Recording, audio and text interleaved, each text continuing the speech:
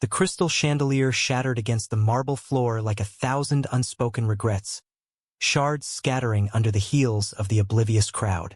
"You there, boy in the apron. Clean this up before you ruin the whole damn gala," sneered the silver-haired tycoon, his voice slicing through the murmur of San Francisco's elite like a foghorn in the bay. Wayne froze, the weight of that word, boy, hitting harder than the glass ever could, his heart pounding as he met the man's eyes, the room's golden glow suddenly feeling like a spotlight on his deepest scar. In that instant, the past flooded back. Alan's laughter echoing in a cramped Brooklyn apartment, promises whispered over cheap wine, and the brutal morning when those same lips spat betrayal like it was yesterday's news.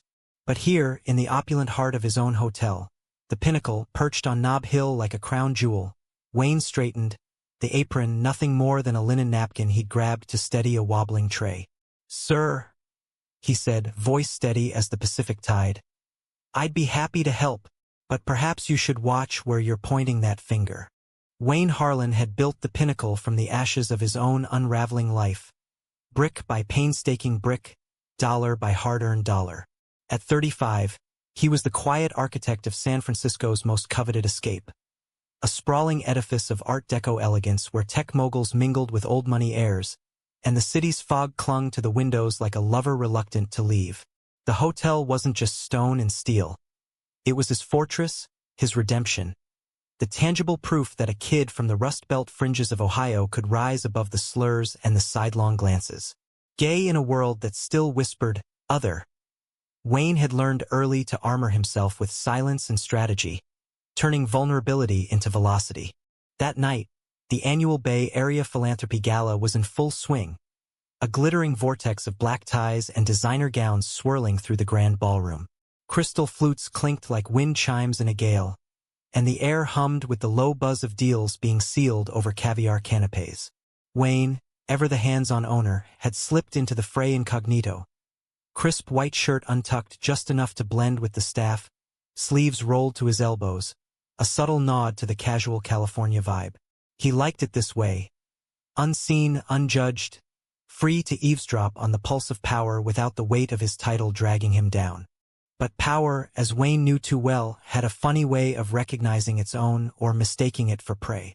The chandelier incident was just the spark. The tycoon, Reginald Voss, silver fox with a fortune in Silicon Valley real estate and a reputation for cutting deals sharper than his cufflinks, hadn't meant to escalate. Or maybe he had. His wife, a porcelain doll socialite named Evelyn, tittered behind her champagne flute as the glass crunched underfoot. "Reggie, darling, the help will handle it. Let's not spoil the mood." Wayne knelt amid the debris, gloved hands methodical, his mind a whirlwind. The boy jab wasn't new. He'd heard it in high school locker rooms, in corporate boardrooms he'd clawed his way out of. But tonight, with the city's elite orbiting like planets around Voss's sun, it stung with fresh venom. He was no boy. He was the man who'd mortgaged his soul to buy this place 5 years ago, pouring every cent from his tech consulting gigs into restoring its faded glory. The pinnacle wasn't inherited. It was wrested from bankruptcy's jaws, a love letter to the city that had both broken and mended him. Rising, Wayne dusted his hands, his green eyes locking onto Voss's with a calm that bordered on defiance. "If you'll excuse me, sir, I'll have maintenance here in a tick. Enjoy the evening." He turned, weaving through the crowd, the linen napkin still tucked into his belt like a makeshift apron, a prop for his anonymous patrol. That's when he saw him. Leaning against a velvet-draped pillar, nursing a Scotch neat, was Alan Whitaker. The sight hit Wayne like a rogue wave off the Golden Gate. Tall, broad-shouldered, with that same tousled auburn hair and easy grin that had once made Wayne's world tilt.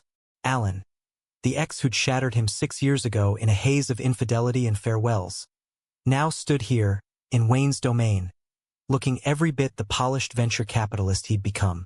His suit hugged him like it was tailored by gods, charcoal gray, crisp lines, and his laugh carried across the room, warm as summer fog. Wayne's pulse thundered. He should have turned away, melted into the shadows.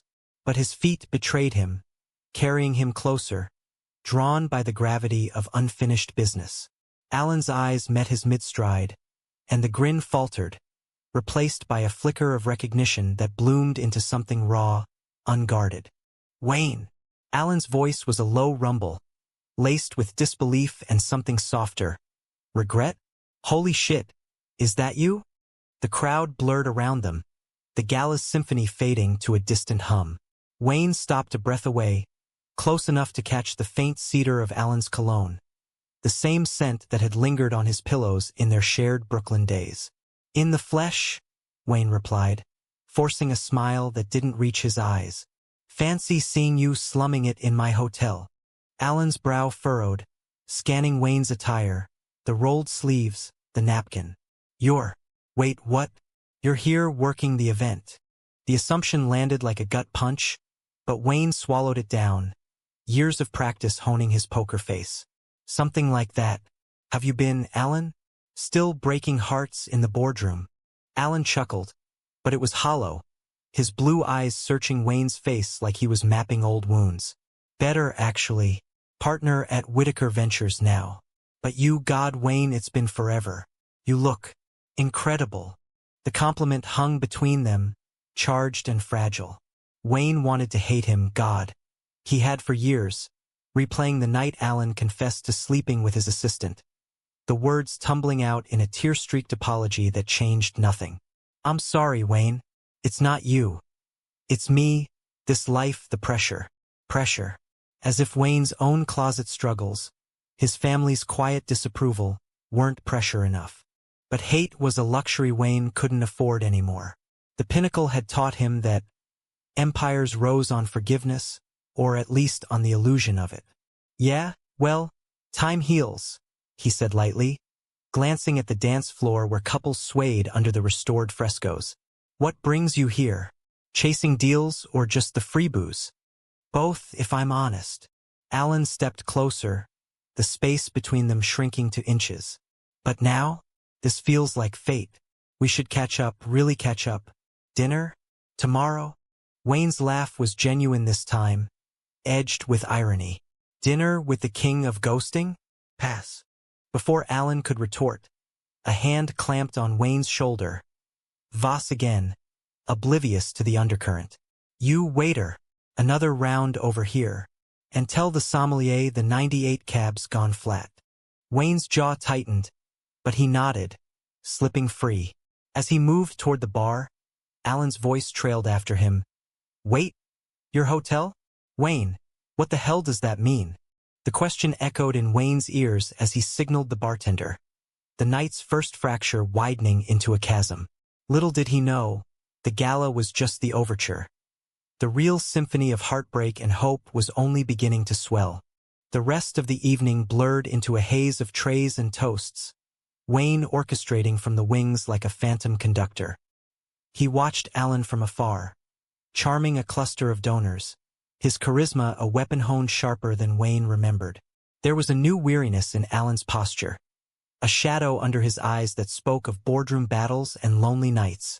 Part of Wayne ached to bridge the gap, to ask if the assistant fling had been worth the wreckage. But the wiser part, the one that had rebuilt a life from betrayal's rubble, kept him at bay. By midnight, the crowd thinned, leaving echoes in the empty ballroom. Wayne retreated to his penthouse suite atop the pinnacle, a sanctuary of reclaimed wood and floor-to-ceiling views of the bay. He poured a finger of bourbon, the amber liquid catching the city lights like fireflies. Stripping off his shirt, he traced the faint scar on his collarbone, a memento from a bar fight in his 20s, defending his right to love whom he chose. Alan had kissed it once, murmuring promises Wayne now knew were paper-thin. A knock shattered the solitude. Through the peephole. Alan? Tie loosened, hair disheveled. Wayne, come on. Open up. We need to talk. Against every instinct, Wayne did. Alan stepped in, eyes wide at the expanse. The infinity pool on the terrace, the Warhol print Wayne had splurged on. Jesus, this is yours? All of it. Every inch, Wayne said, crossing his arms. Bought it foreclosed. Fixed it up. It's home. Alan's gaze softened, tracing Wayne's bare torso before snapping back to his face. I had no idea. After I heard you'd left New York. Thought you'd vanished. I did, for a while. Wayne gestured to the couch, the leather sighing under their weight. San Francisco called, said it needed someone to love it right. They talked then, halting at first, then spilling like rain on parched earth. Alan confessed the venture capital grind. Mergers that devoured souls, a string of flings that left him hollow. I fucked up with you, Wayne. Royally. That assistant? A stupid escape from how scared I was of us, of coming out fully. My family's old money, conservative as hell. But losing you, that's the real regret. Wayne listened, the bourbon warming his veins, thawing walls he'd built high. Scared? You weren't the one dodging stones from your own kin. But yeah, it hurt. Still does sometimes. The air thickened, charged with the unsaid. Alan's hand brushed Wayne's knee. Accidental? Intentional? And time stuttered. For a moment, they were 25 again, tangled in sheets, dreaming of forever. But Wayne pulled back, standing. It's late. Gala's over. Alan's nod was reluctant. Tomorrow, then? Real dinner. My treat. Wayne hesitated, the city's heartbeat pulsing through the glass. Fine. Downstairs. As Alan left, Wayne leaned against the door, heart racing. He'd opened a door he'd sworn sealed. Foolish? Maybe. But in the city of second chances, what was one more gamble? Dawn broke over San Francisco like a hesitant apology, the fog rolling in from the bay to soften the skyline's edges. Wayne woke to the scent of fresh coffee from his Keurig. The penthouse bathed in that ethereal gray light that made the city feel like a dream half-remembered. He padded to the terrace, mug in hand, overlooking the waking streets. Cable cars clanging up Powell, joggers blurring past the ferry building. The Pinnacle stirred below, valets prepping for the morning rush, the spa's herbal steam curling from vents like whispered secrets. Last night's conversation replayed in fragments. Alan's touch a ghost on his skin. Wayne had spent years convincing himself he was over it. The betrayal, the what-ifs. Therapy in the Castro, runs along Ocean Beach, the hotel's demands. They'd stitched him back together.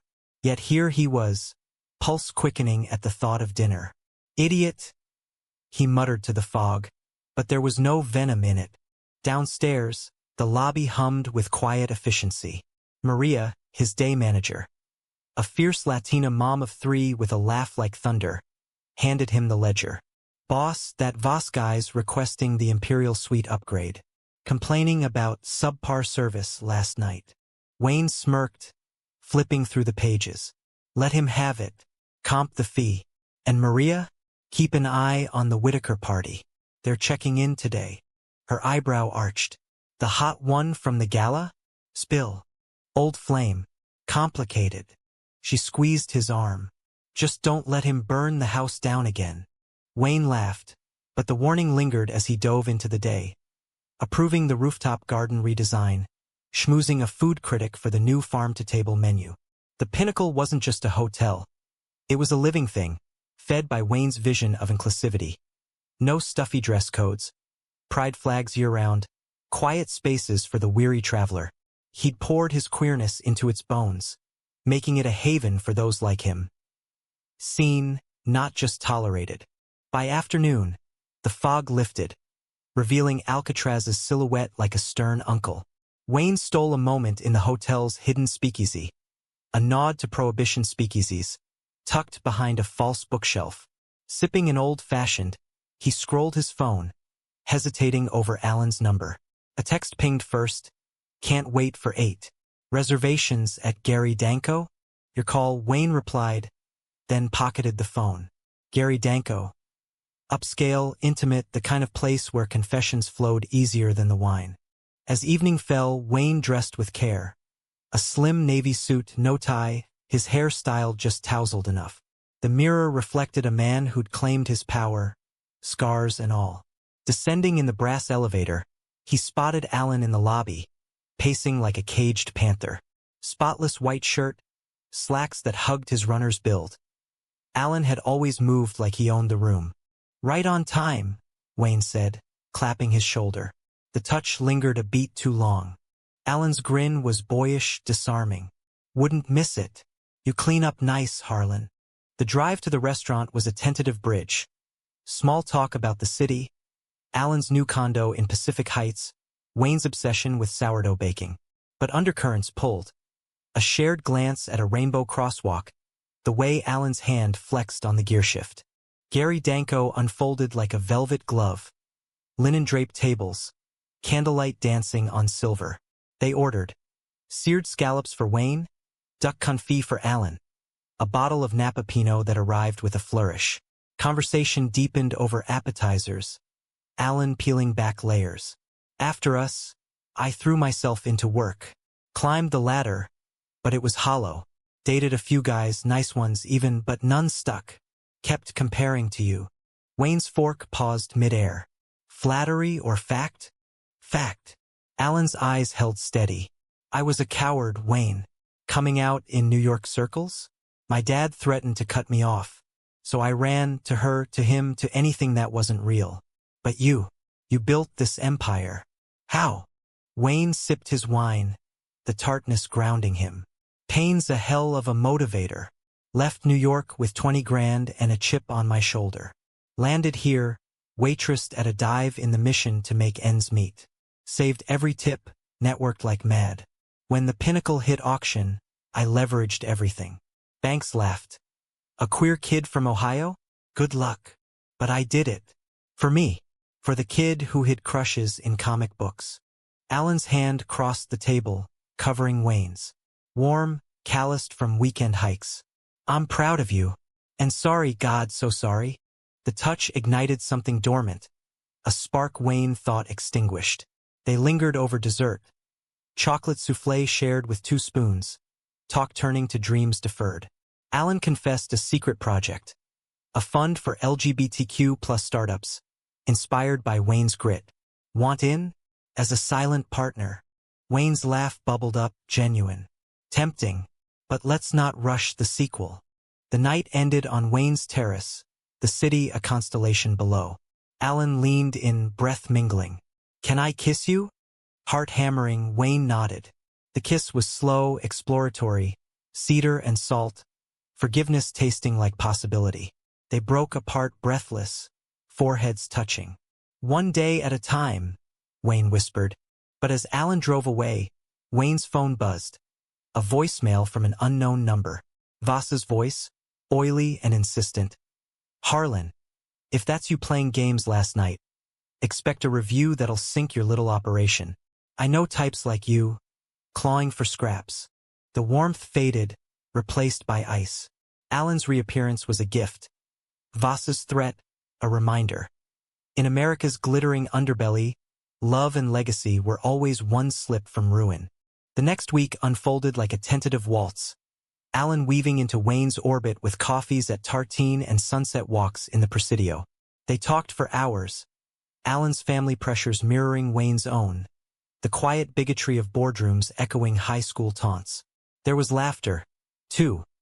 Alan's disastrous attempt at Wayne's yoga class. Bodies tangling in mock battle on the mat. Yet shadows loomed. Voss checked out with a scathing TripAdvisor post. Subpar staff, owner nowhere to be found. Avoid if you value dignity. Wayne's team rallied, countering with glowing testimonials, but the damage nipped at heels. And Alan? He was all in, texts at dawn, surprise deliveries of Wayne's favorite dim sum. But Wayne sensed the undercurrent. Alan's mentions of his fund grew pointed, laced with we, that felt like ownership. One evening, post-meeting in the hotel's boardroom, Alan pulled Wayne aside. Heard about Voss. Want me to handle it? One call to my network, and he's buried. Wayne stiffened. My fight, Alan. Always has been. The words hung, a fracture. Alan backpedaled, but the seed of unease sprouted. Was this partnership or possession? San Francisco's summer clung like a second skin, layers of fog giving way to bursts of sun that scorched the soul. Wayne thrived in it, the Pinnacle pulsing with peak season energy.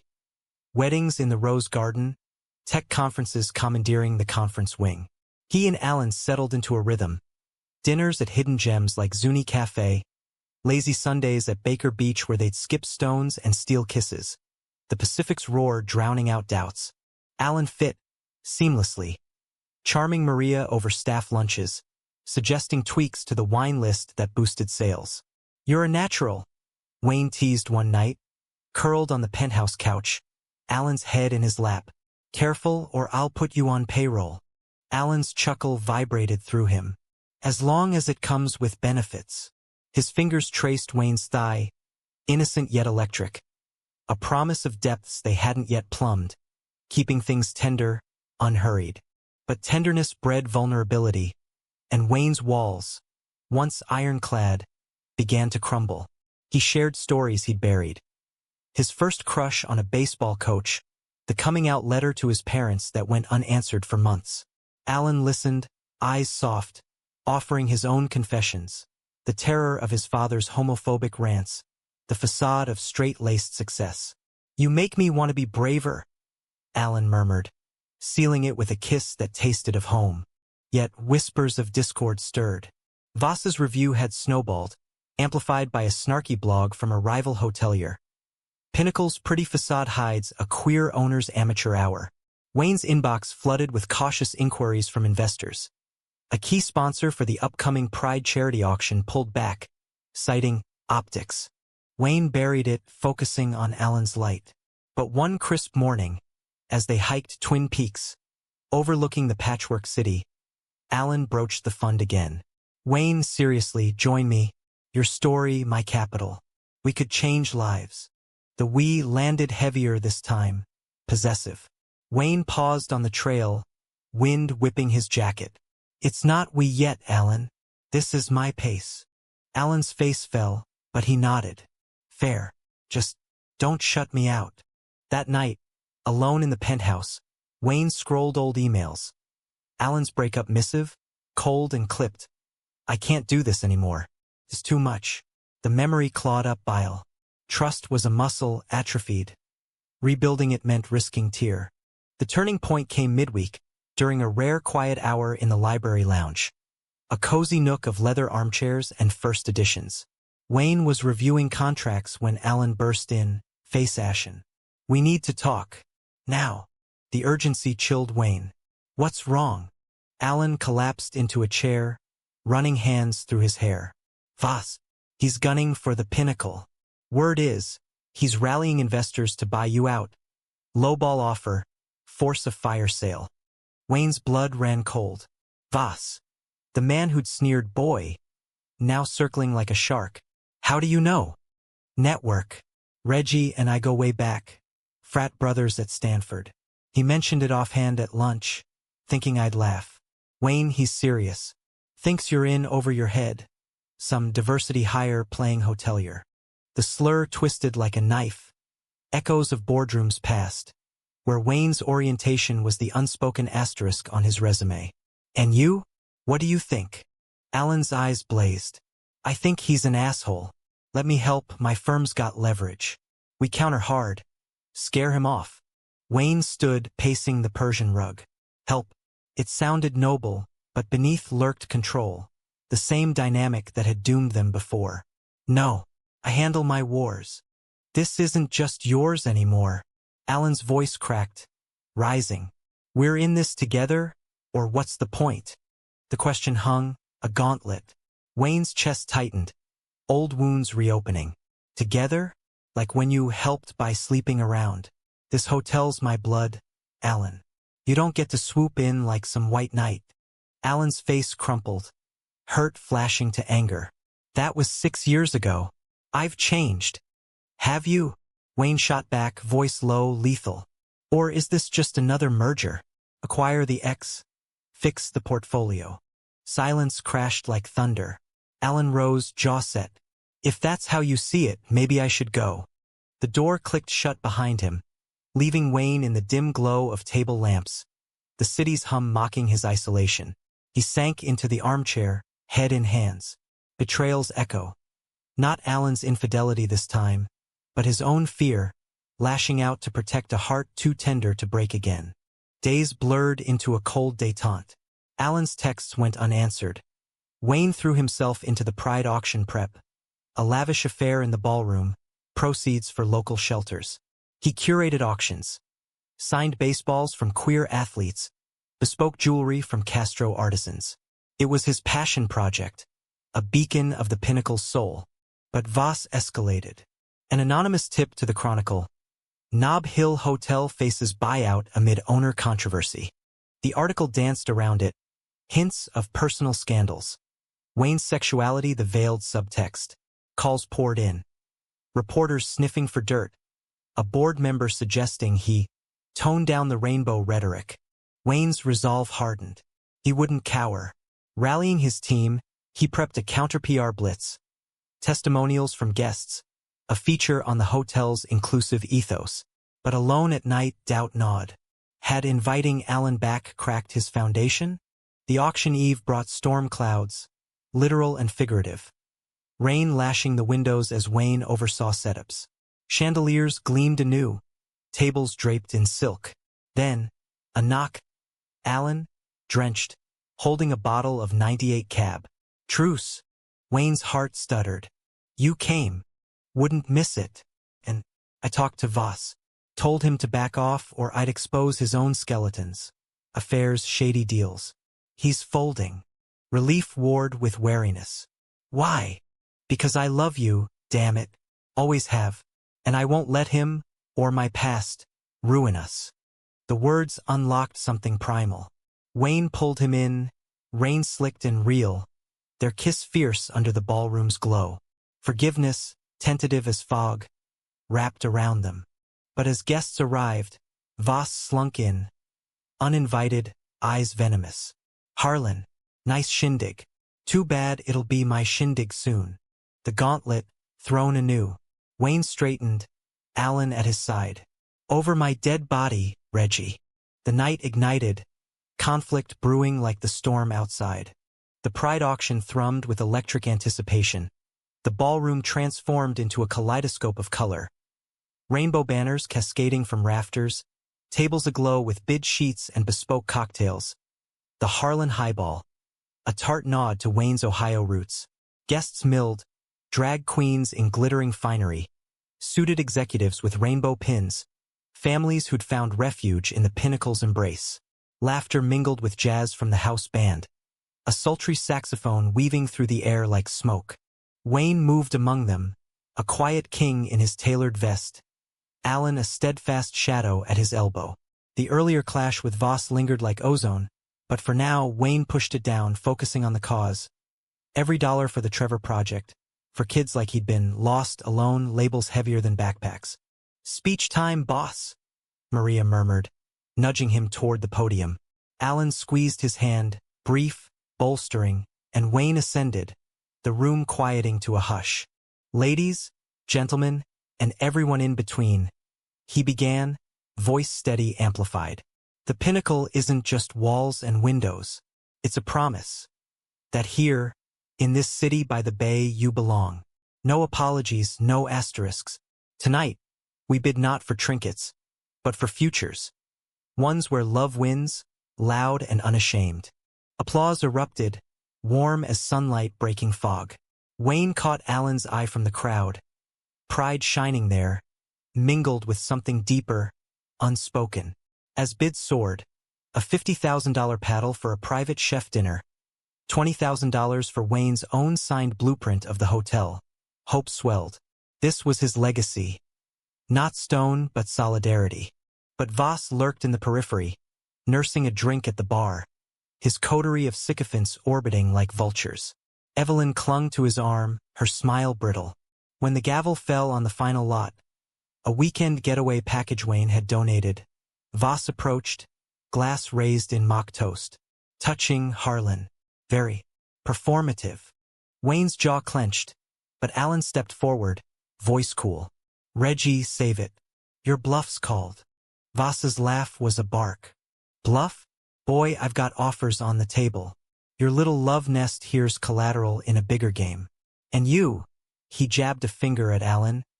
Backing the wrong horse again? After last time. The room's buzz dipped, heads turning. Alan's face paled. Last time. Voss smirked, leaning in. Oh, come on. The Brooklyn debacle? Heard all about it from mutuals. You two flaming out. Poetic, really.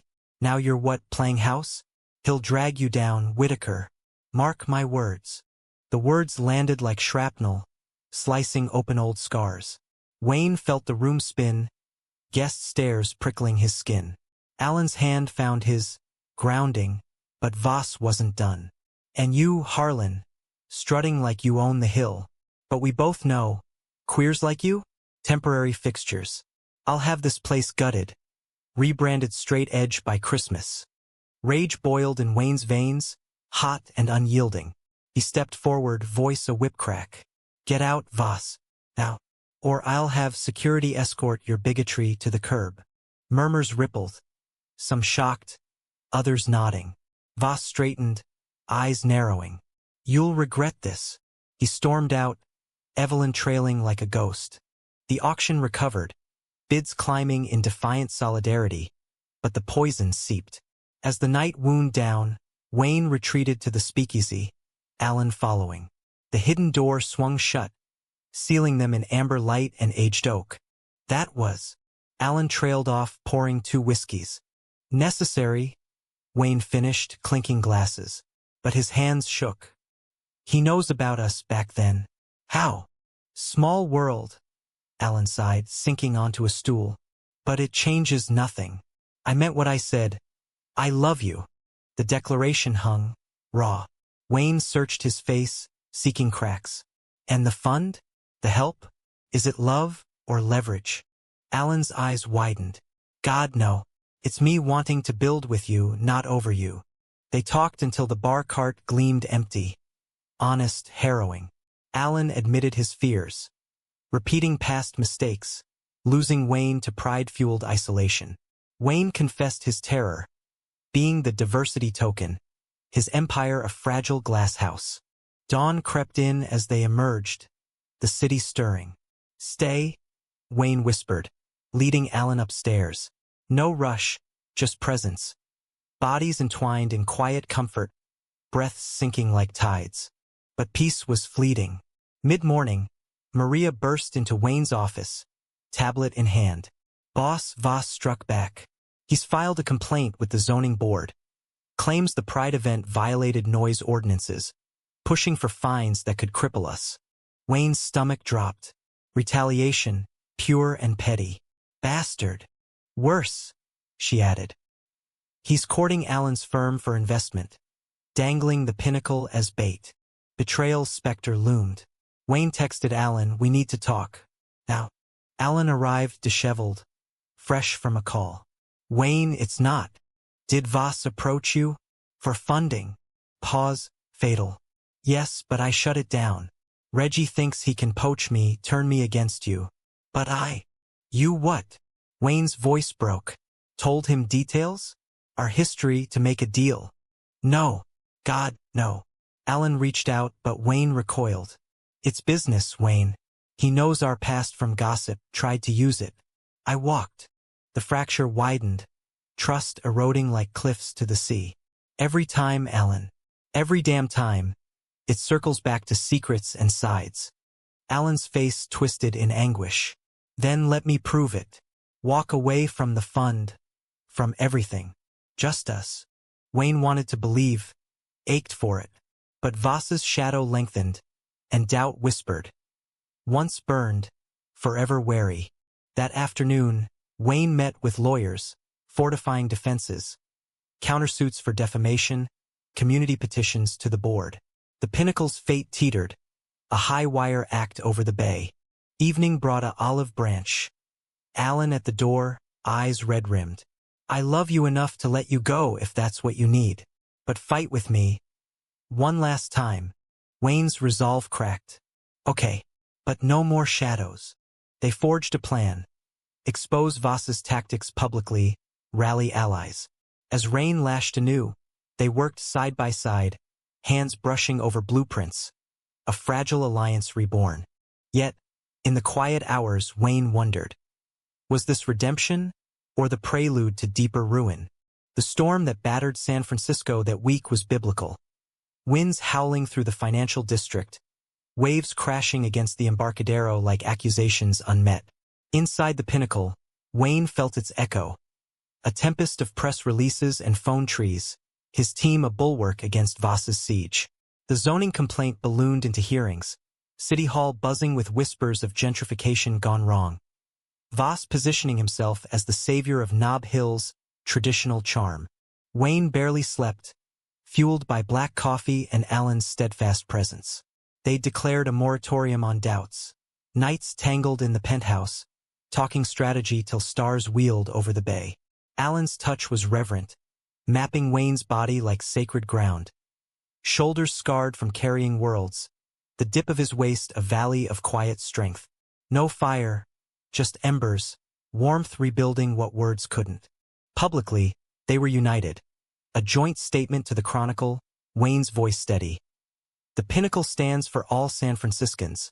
Attempts to undermine that are attacks on our city's heart. Alan's firm issued a terse rebuke, severing ties with Voss's ventures.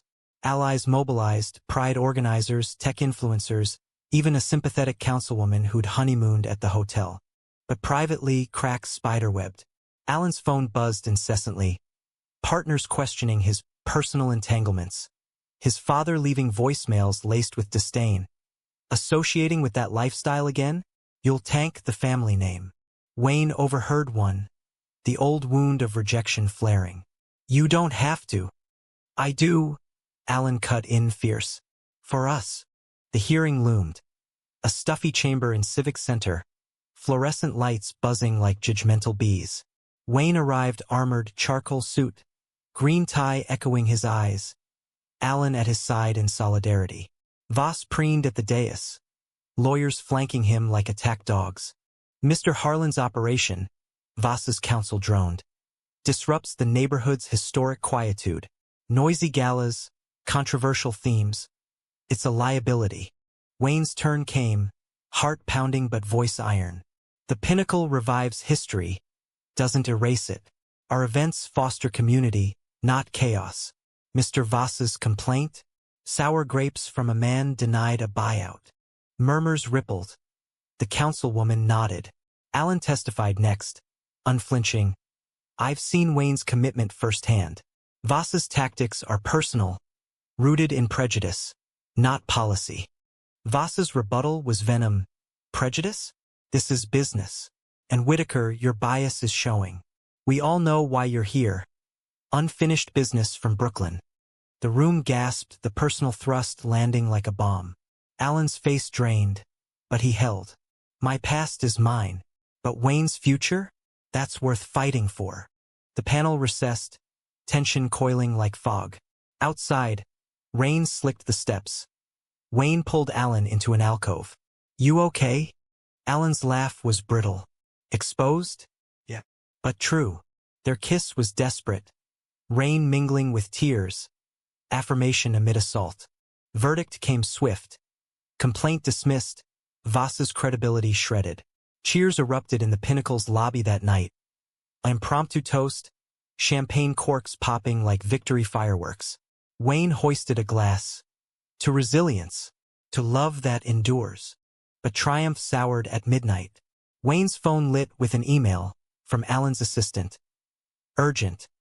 Review draft proposal for Pinnacle acquisition. Voss counteroffer via Whitaker Ventures. Betrayal sharp as shattered glass. Wayne confronted Alan in the penthouse, printout trembling in his hand. Explain. Alan's eyes widened in horror. Wayne, no, I didn't. The emails from your office. Time-stamped yesterday. A setup. Alan protested, dialing frantically. His assistant stammered. Voss had hacked internal servers, planting the forgery to fracture them. He's desperate, losing the hearing now this. Proof flooded in, IP traces, Voss's digital fingerprints. But damage bloomed, doubts poison, seeping deep. Why him, Alan? Why always the pull back to power? Alan's voice broke. Because I was weak once. Not anymore. Test me. Walk away, see if I chase. Wayne's world tilted, the bay's lights blurring. He'd built an empire on trust's ruins. Could he risk it again? I need space. Alan's nod was agony. Take it. I'll wait. Alone, Wayne wandered the hotel's veins. The spa's steam rooms empty and echoing. The rooftop wind-whipped and vast. Memories cascaded. Alan's betrayal in Brooklyn. But also his tenderness now. The man who'd stood in that chamber, bearing scars for love. Dawn brought clarity, fragile as mist. Wayne texted coffee. Lobby. Now. They met under the chandelier, the same that had sparked it all. Alan's eyes searched, hopeful, haunted. Decision. Fight, Wayne said. But together equals. No empires over egos. Relief crashed over Alan. They embraced, the hotel sighing around them. Voss's final ploy crumbled. Exposed hack. Lawsuits reversed. The pinnacle stood taller, a symbol etched in headlines. Queer owner's hotel defies bigot buyout. In the afterglow, Wayne and Alan dreamed aloud, merging the fund with hotel initiatives, scholarships for LGBTQ plus hospitality pros. Love humanized, not flawless, but forged in fire. Yet, as summer waned, a quiet fear lingered. Redemption's cost, the shadows that never fully fled. Autumn gilded San Francisco in amber hues, leaves turning in Golden Gate Park, the bay mirroring sunsets like molten gold. The pinnacle basked in vindication. Bookings surged, features in Forbes and Out magazine crowning Wayne, the guardian of Nob Hill. Voss slunk into obscurity, his empire audited to tatters, a cautionary tale whispered in boardrooms. Wayne and Alan navigated their thaw with deliberate grace. No grand gestures, just steady stitches. Mornings brewed coffee on the terrace, evenings strolled the Embarcadero, hands linked against the chill. Alan stepped back from the fund's helm, letting Wayne co-lead. Your vision, our muscle. It felt right, balanced, like the city's famed crooked streets, winding but true. Healing wasn't linear. Nightmares woke Wayne. Voss's sneer morphing into his father's silence. Alan's form fading into fog. Alan held him through them, murmuring, I'm here, solid. In turn, Wayne coaxed Alan's confessions, therapy sessions in the Castro, letters drafted, unsent, to his dad. You're enough, Wayne affirmed. Their love a quiet revolution. The pinnacle evolved under their gaze. A legacy lounge for queer icon stories, etched in brass plaques. Partnerships with local artists, murals blooming on alley walls. Wayne mentored a young manager from the Tenderloin. Trans, tenacious, watching pride spark in eyes that mirrored his own youth. One crisp November eve, they hosted a private dinner in the penthouse. Maria and her family, key staff, a circle of chosen kin. Laughter echoed off beams, toasts raised to battles won. Alan stood, glass aloft. To Wayne, not just the man who built this, but the one who rebuilt me. Wayne's throat tightened, eyes misting. Later, alone on the terrace, stars pricking the velvet sky, he turned to Alan. You know, that first night, the chandelier, the boy. I thought it'd break me. Alan's arm wrapped his waist. It didn't. It lit the way. Their kiss deepened, the city a symphony below. Cable cars clanging, ferries hooting. No rush to horizons. This was the vista they'd earned. Flawed, fierce, profoundly human. Months blurred into a gentle cadence. Alan proposed not with rings, but blueprints. A co-owned cabin in Big Sur, walls for their shared dreams. Wayne said yes, sealing it with a hike at Point Lobos, waves crashing approval. Voss's epilogue trickled in, humbled. He donated anonymously to a shelter. Redemption's whisper, perhaps. Wayne heard, nodded, let it go. Mercy, he'd learned, was the truest power. As winter fog rolled in, Wayne stood in the lobby, watching a young couple check in, hands intertwined, unashamed. The chandelier above gleamed whole, shards long swept away. Alan joined him, chin on shoulder. Our empire? Ours? Wayne echoed, heart full. In America's vast tapestry, where love dared defy the seams, two men had woven a thread unbreakable. Not despite the storms, but through them. The pinnacle endured, a beacon on the hill, whispering to all who entered. You are seen. You are home. And in that light, Wayne finally believed it. For himself, for Alan. For the boy who'd once dreamed in shadows.